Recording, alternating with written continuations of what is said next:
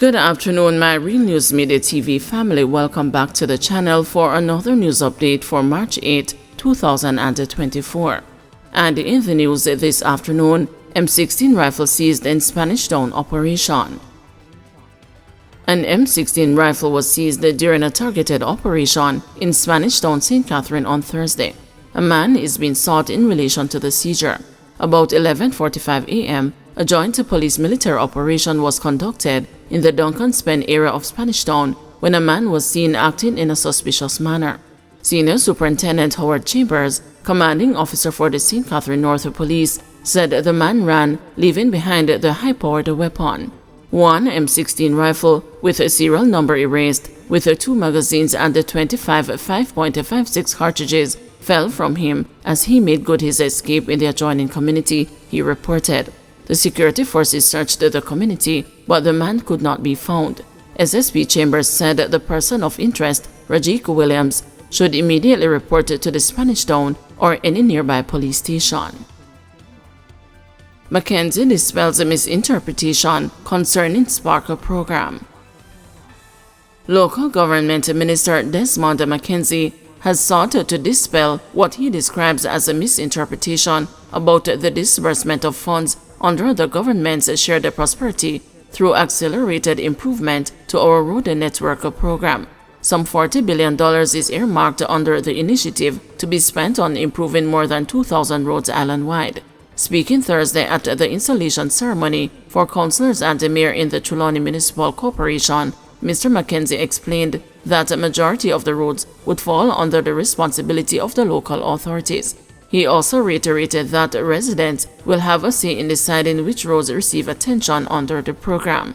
The citizens in the community will have a stake in how their community roads and other roads are dealt with.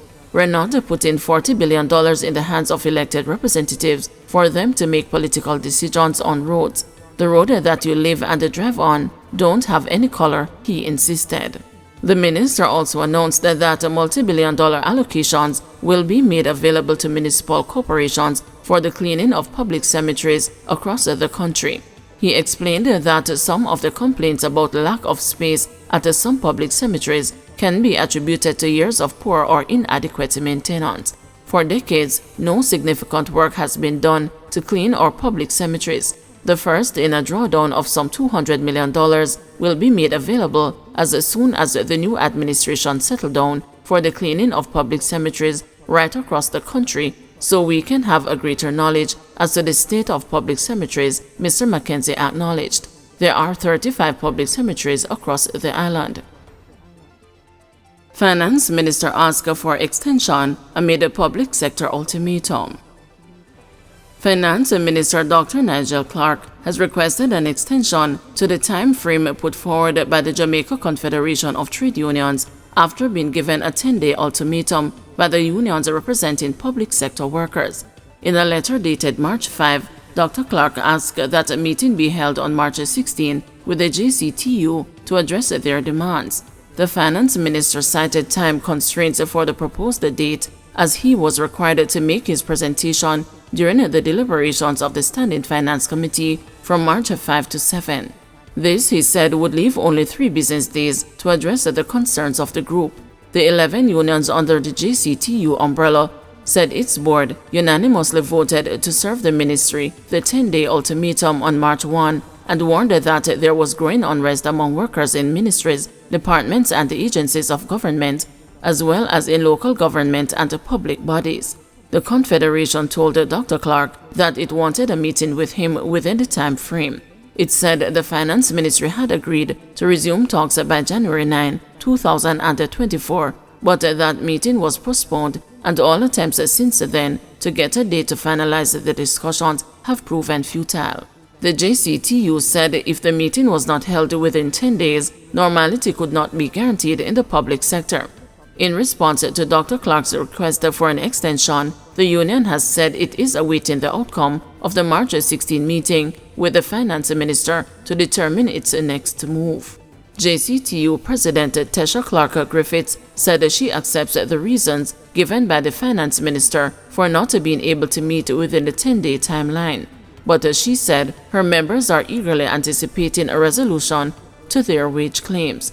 We wanted the issues to be addressed that we raised under those items on the table that have been there for over 2 years, and we want those to be addressed in the meeting that is scheduled for the particular day, March 16, she asserted. Level 3 advisory sparks cancellations. Tourism Minister Ed Bartlett has acknowledged that the Level 3 advisory placed against Jamaica by the United States Department of State has resulted in some tourism cancellations. Nonetheless, Bartlett pointed out that the industry still grew by 8% over the same period last year. We have seen some cancellations because of the advisory, but these are mainly groups and government-related travelers, he said. Bartlett acknowledged that if the travel advisory had not been issued, the growth in Jamaica's tourism sector would have been more than 8%. There has been skittishness in the market, but no major cancellations, he said, noting that the advisory has caused the large groups to change plans of traveling to the island and has also affected insurance. However, Bartlett said that the government is monitoring the situation, as most of the groups that have expressed a reluctance to travel to Jamaica are mainly government-related. He noted that a meeting among American mayors that was scheduled for Kingston was postponed, and he did not know if the meeting would still take place here. Meanwhile, it was shared that an education conference is slated for Jamaica next month, and due to the Level 3 travel advisory, organizers have to be reassuring participants that it is very safe to travel to Jamaica. A spokesman for the group said that they are expecting some 500 teachers and educators to attend the conference. We have been reassuring participants that it is very safe to visit Jamaica, said the spokesperson. Bartlett believes that the advisory does not give a true reflection of what is happening on the ground in Jamaica. We are working behind the scenes on this issue, but we don't want to anger the powers that be, he said. Prime Minister Andrew Holness, chairman of Sandals Group Adam Stewart, and Jamaica's ambassador to the United States, R.J. Marks, have also been pushing back on the decision by the U.S. State Department's Bureau of Consular Affairs to designate Jamaica at a Level 3 in its travel advisory. The Level 3 travel advisory warning U.S. visitors to reconsider traveling to Jamaica painted a picture of Jamaica being a country where violent crimes are rampant, sexual assault against the tourists occurs frequently, and the country's healthcare infrastructure leaves much to be desired. Holness was quoted as saying that for the past 5 years, serious crimes against the 3 million annual U.S. visitors had held steady at 0.01%, far below the serious crime rates in many of the hometowns where U.S. visitors live. Stewart told Travel Weekly that 3 million Americans traveling to Jamaica last year and 52 crimes reported. This advisory came out of left field. Stewart acknowledged that rebookings to other destinations as well as cancellations spiked to 45% after the warning came out. However, he said that is already subsiding. Stewart noted that travel advisors have saved a lot of bookings, and it is the .com customers who have been spooked by the advisory.